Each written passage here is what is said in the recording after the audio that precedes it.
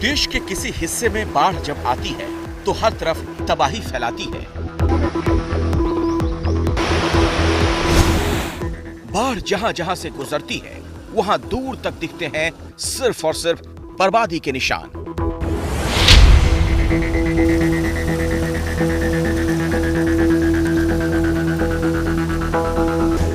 पानी की ये वो ताकत है जिसके सामने किसी की नहीं चलती।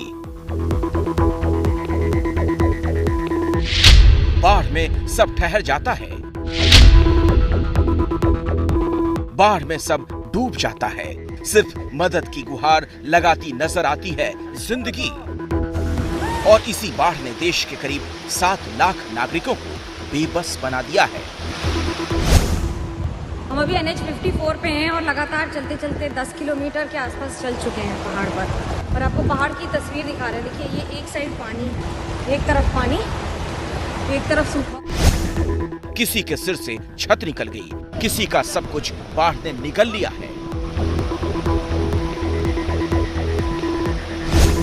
जो इस बाढ़ से किसी तरह बच पाए उनकी जिंदगी भी तकलीफों और चुनौतियों से भरी है।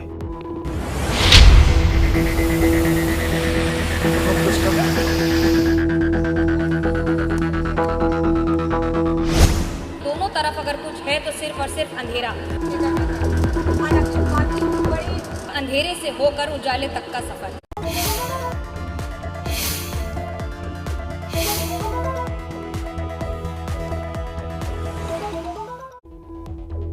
नमस्कार, आपका स्वागत है एबीपी न्यूज में।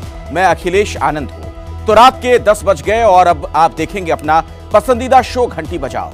घंटी बजाओ आपका आम जनता का शो है जिसमें सिर्फ उन्हीं मुद्दों के इर्द गिर्द पड़ताल होती है जिसका सरोकार एक आम व्यक्ति के जीवन से हो। प्रयास यही कि हम आपकी आवाज बन सकें। इसीलिए तो हर रोज हम सरकार और सिस्टम से तीखे सवाल पूछते हैं।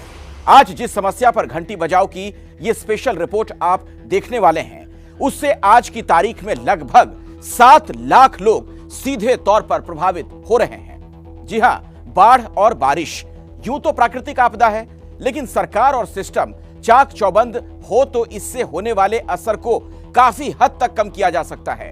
तो क्या ऐसा होता है? जवाब है नहीं।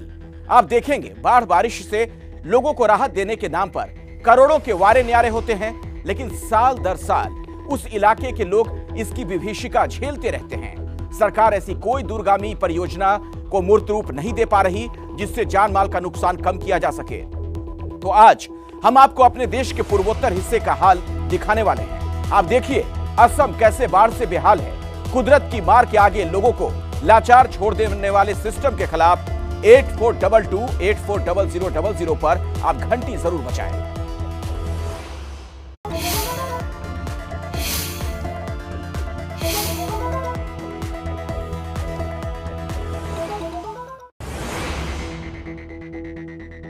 बाढ़ में फंसे पूर्वोत्तर राज्य असम के अलग अलग इलाकों का हाल ABP news reporter Manogya Loiwal और वीडियो जर्नलिस्ट सुबीर रॉय लगातार देश को दिखा रहे हैं। ये बता रहे हैं कि जहां जहां बाढ़ का पानी है वहां लोगों पर क्या कुछ बीत रही है और जहां बाढ़ का पानी कुछ घट गया है वहां किस कदर बर्बादी के निशान देखने को मिल रहे हैं। लेकिन आज असम में बाढ़ और वहां 7 लाख लोगों की जिंदगी पर टूटी मुसीबतों के पीछे की बड़ी वजह का खुलासा आपके सामने होने वाला है। असम की बाढ़ के लिए कौन, कैसे और किस हद तक जिम्मेदार है ये मनोज्ञा लोईवाल आपको बताएंगी। लेकिन उससे पहले दीमा हसाओ जिले की इस न्यू हाफलोंग रेलवे स्टेशन की ताजा तस्वीरें आपके लिए देखना जरूरी है जिसे बाढ़ ने बर्बाद कर दिया। एबीपी न्यूज पहला चैनल है जो बाढ़ की बर्बादी के बीच असम के इतने अंदर तक आया है। तबाही का ये वो नजारा है जिसे देखकर आपकी रूह कांप जाएगी, क्योंकि मैं जहां खड़ी हूं वो तो रेलवे स्टेशन है। हालांकि अब इसमें ऐसी कोई वो बात नहीं है जिससे ये पता लगे कि ये रेलवे स्टेशन था। पिछले हफ्ते तक जहां पर ट्रेन आके रुकती थी वहां पर इस समय नदी बह रही है। ट्रैक के ऊपर इंजन, गाड़ी सब कुछ है, लेकिन ट्रैक नहीं है। उसकी जगह इतना बड़ा नाला जो ऊपर पहाड़ों से पानी लेकर आ रहा है वो बह रहा है। पूरा इलाका मलबे से भरा हुआ है। न्यू हाफलोंग रेलवे स्टेशन पर सिलचर गुवाहाटी एक्सप्रेस इस तरह से उल्टी पड़ी हुई है और एक नहीं न जाने कितने डब्बे अपनी दास्तां बयां कर रहे हैं। इसी स्टेशन पर 4 दिन पहले बाढ़ के पानी ने जब प्रहार किया था तो पटरी पर खड़ी टनों वजनी ट्रेन भी पटरी से उतर गई थी। उस दौरान की ये तस्वीरें जिसने देखी वो हैरान रह गया।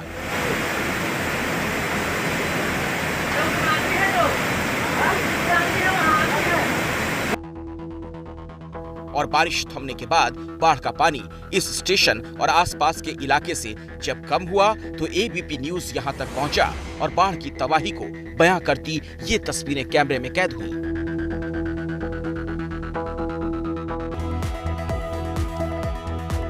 बाढ़ ने न्यू हाफलोंग स्टेशन का ऐसा हाल किया कि पूर्वोत्तर भारत की पूरी रेल सेवा ही चरमरा गई। पहाड़ों के बीच इस स्टेशन का निर्माण आजादी से पहले यानी अंग्रेजों के शासनकाल में हुआ था। देश आजाद हुआ, बदलते वक्त में पूर्वोत्तर के इस हिस्से की भी तस्वीर बदली। विकास के कामों को रफ्तार मिली, लेकिन विकास के उसी क्रम में सरकारों की ओर से उन खतरों की अनदेखी की गई जो नहीं होनी चाहिए, और उन्हीं को सामने ला रही हैं संवाददाता मनोकिया। इस इलाके में पहले तो ये कि 1 मीटर गॉज को ब्रॉड गेज में अगर कन्वर्ट किया गया है तो उसे क्या सोचकर कन्वर्ट किया गया है, क्योंकि स्टडी में और कैग की रिपोर्ट में इस पर सवाल उठाए गए थे। क्या उन सवालों को नजरअंदाज किया गया था उस समय और उसके बाद भी हरी झंडी दिखा दी गई? बजट दुगना कर दिया गया लेकिन फिर भी कुछ नहीं। आज इस त्रासदी का जिम्मेदार कौन? आपको दिखाएं ये तस्वीरें। ये ट्रेन जिस तरह से फंसी हुई हैं और बगल से ऐसे पानी की नदियां बहती हुई आपको जो दिख रही हैं, वो अपने आप में ये बता रही हैं कि त्रासदी किस तरह से हाफलोंग को, पूरे इलाके को झकझोर के रख चुकी है। बात सिर्फ यही नहीं, दरअसल ये ट्रेन जिरीबाम हो यानी कि मणिपुर से लेकर त्रिपुरा से लेकर आसपास के सारे इलाकों को कनेक्ट करती हैं। पूर्वोत्तर भारत की लाइफलाइन ट्रेन है, सस्ती है उन लोगों के लिए, उन आम आदमियों के लिए जो बड़ी बड़ी गाड़ियों में या फिर हवाई यात्रा नहीं कर सकते हैं, उनके लिए ये जीवन दान रहा है।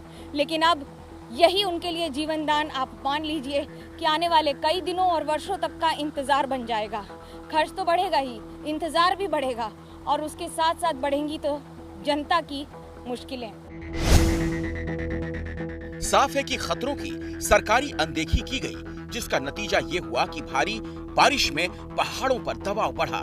नतीजा ये हुआ कि पूर्वोत्तर राज्यों को जोड़ने वाले न्यू हाफलोंग स्टेशन और आसपास के बड़े इलाके का ये हाल हो गया। सूत्रों के मुताबिक साल 2010 से पहले CAG की एक रिपोर्ट में यहाँ मीटर गेज यानी छोटी रेल लाइन को ब्रॉड गेज यानी बड़ी रेल लाइन में बदलने को लेकर सवाल उठाए गए थे। इससे पहले रेलवे बोर्ड की कई बैठकों में इस मुद्दे पर गंभीरता से विचार करने को कहा गया था, लेकिन आरोप है कि उन सभी बातों की अनदेखी कर नए फैसले लिए गए और यहाँ रेलवे ट्रैक को मीटर गेज से ब्रॉड गेज में बदल दिया गया। अब आप इन पहाड़ों को देख के अंदाजा लगा सकते हैं कि यहाँ की मिट्टी बाकी पहाड़ों से अलग क्यों है। मिट्टी यहाँ की अलग इसलिए है क्योंकि इस सॉइल को नॉन कोऑपरेटिव सॉइल कहा जाता है पहाड़ पर किसी भी बड़ा कंस्ट्रक्शन करने के लिए। यानी कि ये मिट्टी बहुत ज्यादा मजबूत नहीं है, ये पहाड़ बहुत ज्यादा मजबूत नहीं है, जिसकी वजह से पहाड़ में भूस्खलन बारिश की वजह से हो जाएगा। और अगर इसे काटा गया, थोड़े से भी वैज्ञानिक तरीके से नहीं काटा गया, तो और ज्यादा मुश्किलें हो जाएंगी। और इसका प्रमाण ये ट्रेन है जो इस समय रेलवे स्टेशन पर तो है, लेकिन रेलवे स्टेशन नदारद है। और ये वो दास्तां है जो दीवा हसाव का जिला जिंदगी भर यानी कि आने वाली कई सदियों तक इन तस्वीरों के जरिए याद रखेगा। अब जब न्यू हाफलोंग रेलवे स्टेशन पर ट्रैक पूरी तरह बर्बाद हो चुके हैं, तो यहाँ के लोग भी सरकारी फैसलों पर सवाल उठा रहे हैं।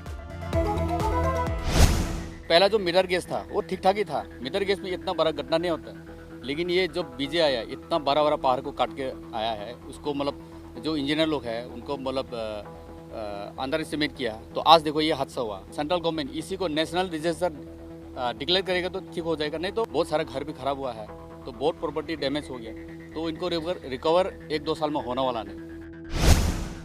न्यू हाफलोंग रेलवे स्टेशन भले ही 2 सदी पुराना हो, लेकिन अब इसको बनाने में कई दशक लग जाएंगे, क्योंकि इन पहाड़ों से जो क्षति हुई है वो देखते ही बनती है। ये सिर्फ ट्रेन ही नहीं उल्टी है, बल्कि जिंदगी भी पटरी से उतर गई है। इससे पहले एबीपी न्यूज की टीम दीमा हसाओ जिले की उस माईबोंग सुरंग तक भी पहुंची, जो करीब 1.5 किलोमीटर लंबी है और उस रास्ते पर है जो असम को पूर्वोत्तर के त्रिपुरा, मिजोरम जैसे राज्यों से जोड़ता है। यहाँ जब भारी बारिश हुई और बाढ़ को साथ लाई तो पहाड़ों से बड़ी बड़ी चट्टानें और मलबा भी गिरा, जिससे सुरंग का रास्ता भी बंद हो गया और परेशानियों का दौर शुरू हो गया। मैं हूँ माईबोंग सुरंग में, जहाँ पर दोनों तरफ अगर कुछ है तो सिर्फ और सिर्फ अंधेरा। एक और जहाँ पर सुरंग खुलने की तैयारी है, वहाँ पर अभी भी पूरी तरह से भूस्खलन की वजह से रास्ता बंद हो रखा है। यानी कि जो तरफ है शहर का तरफ, गुवाहाटी का तरफ का रास्ता, और दूसरा जाता है सिलचर की तरफ का रास्ता, जिसकी तरफ हम जा रहे हैं उस सुरंग होते हुए इस जेसीबी मशीन में, जो लगातार मिट्टी उठा रही है, जो लगातार यहाँ से सामान उठाकर इसे पूरी तरह से साफ करने की, इस रास्ते को साफ करने की कोशिश कर रही है।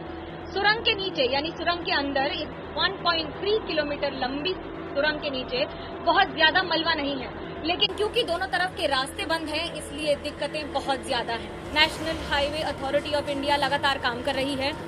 इन गाड़ियों के जरिए एसेंशियल्स पहुंचाए जा रहे हैं, यानी कि एक छोर से सामान रखा जाता है, जेसीबी या बड़े मशीनों के जरिए इस रास्ते तक यहाँ तक पहुंचाया जाता है और उसके बाद फिर आगे भेजा जाता है।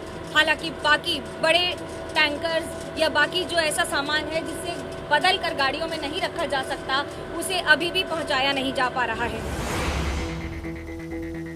सिर्फ सुरंग नहीं, बाढ़ और भूस्खलन ने नेशनल हाईवे 27 को भी जगह जगह बर्बाद कर दिया है। हाईवे के उसी हाल को मनोज्ञा अपनी इस रिपोर्ट के जरिए सामने ला रही हैं। दीमा हसाओ जिले का आलम यह है कि यहाँ पर अब हाईवे पूरी तरह से नदी में तब्दील हो गया है। NH27 का ये रास्ता है और आपको पहचान में भी नहीं आएगा, क्योंकि पूरी तरह चारों ओर अगर कुछ है तो ऊपर से गिरे हुए पत्थर और इस तरह के कंटेनर्स तक हैं, जिनको इतने प्रवाह और इतनी तेज हवा ने एक साथ बहा के यहाँ पर लाकर छोड़ दिया है। बात सिर्फ यही नहीं, इतने बड़े बड़े पत्थर इस हाईवे पर गिरे हैं कि पूरा हाईवे खत्म हो चुका है और इसे बनाने में कई वर्ष लगे हैं। दोबारा बनाने में न जाने कितने महीने लग जाएंगे, लेकिन ये भी तब संभव होगा जब ये पानी का प्रवाह रुके। जैसे बारिश होगी वैसे ही यहाँ पर स्थिति ऐसे ही खराब होती रहेगी। बहाव इतना तेज है कि मुझे सिर्फ वहाँ से यहाँ तक क्रॉस करने में बड़ी मेहनत लग गई, और ये भी कि ये बहाव कई बार बहा कर ले जाता है यदि कोई व्यक्ति इसमें फंस गया तो। कुछ ऐसा ही हाल नेशनल हाईवे 54 का भी है, जहां की बर्बादी दिखाने के लिए 25 किलोमीटर पैदल सफर करना पड़ा मनोज्ञा को। ये नदी नहीं है, ये नेशनल हाईवे है।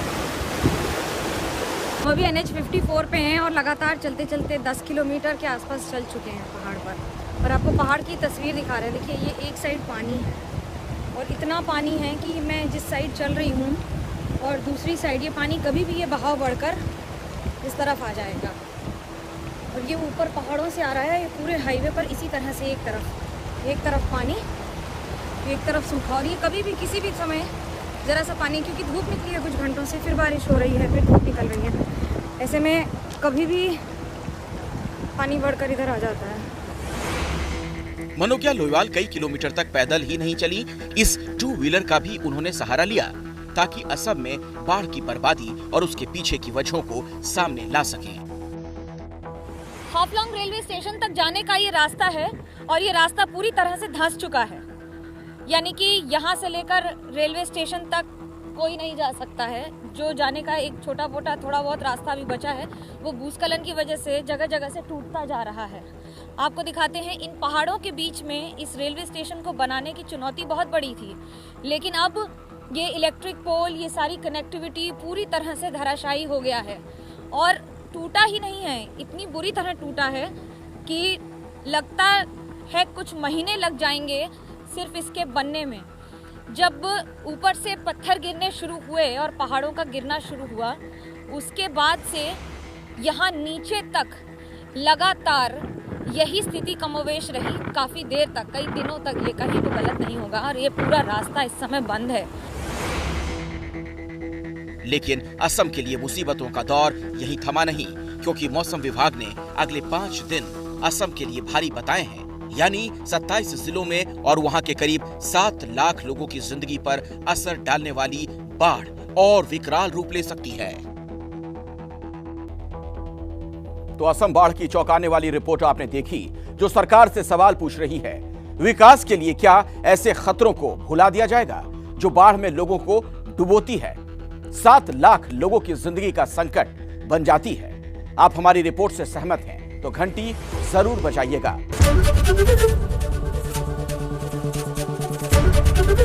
एबीपी न्यूज आपको रखे आगे।